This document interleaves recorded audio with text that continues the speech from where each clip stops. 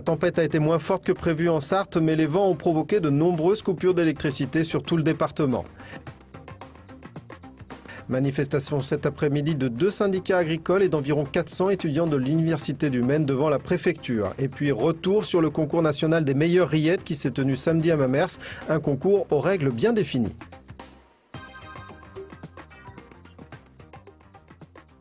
Ce qu'on peut dire ce matin à 9h45 maintenant, c'est que donc, la tempête est passée dans le département.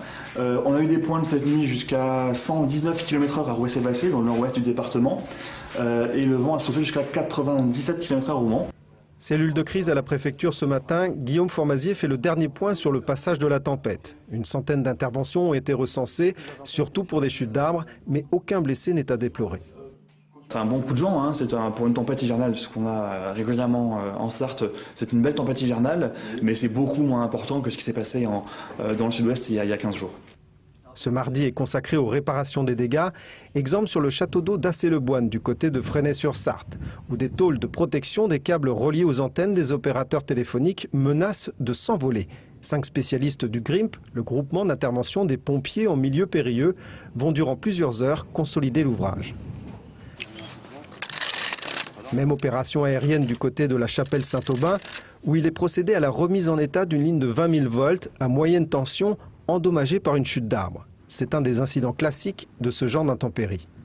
C'est des arbres tombés, des fils qui ont pu tomber à terre avec la force du vent, ou alors des isolateurs ou des attaches qui se cassent au niveau des poteaux.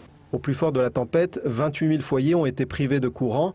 À 16h30, il ne restait plus que 4 500 foyers sans électricité. ERDF va travailler cette nuit. Demain, il ne devrait plus y avoir que quelques habitations isolées sans électricité.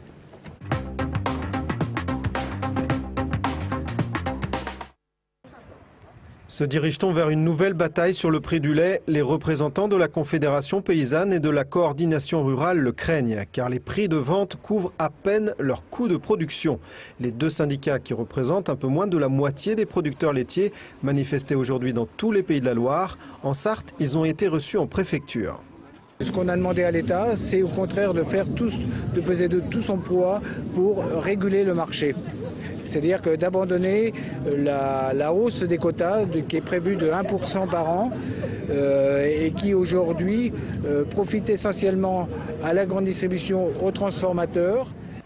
La préfecture est décidément devenue le lieu de toutes les contestations. De 300 à 400 étudiants de l'Université du Maine en ont redécoré les grilles, grevant un peu plus le budget papier hygiénique de la faculté. En cause, la réforme de l'université. Une nouvelle assemblée générale est prévue jeudi.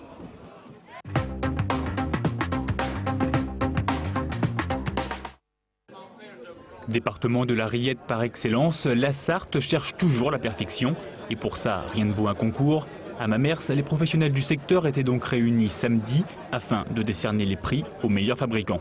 Cette année, nous avons notre 42e concours national des meilleures rillettes. Ils peuvent participer au concours alors tous les fabricants de rillettes de France, rillettes de pur porc, qu'ils soient bouchers, charcutiers ou industriels qu'on appelle les salaisonniers. Nous avons 173 candidats, une dizaine de plus que l'année dernière, donc je pense que c'est une bonne année. Avec 55 candidats, rien que pour la Sarthe, notre département explose le taux de participation. Il a d'ailleurs fallu faire 2 catégories, les rillettes de charcutier et celles de boucher. Sur les tables, les pots de rillettes se trouvent par dizaines. Elles embaument l'air, mais sur quels critères juge-t-on des rillettes? Il y a le goût, l'aspect et les textures, c'est-à-dire s'il y a des rillettes qui ont des petits filaments. Dans ce concours national, d'autres départements étaient bien évidemment représentés. La Sarthe ne serait donc pas la seule à fabriquer des rillettes. Dans la Sarthe, ils font de la rillette, mais de la très bonne rillette. En Loire-Atlantique, on fait de la très très bonne rillette. Nous ne rentrerons pas dans les querelles de professionnels, mais sachez que 8 régions étaient représentées et que 20 candidats n'avaient jamais tenté le concours. Preuve que cette épreuve attire toujours.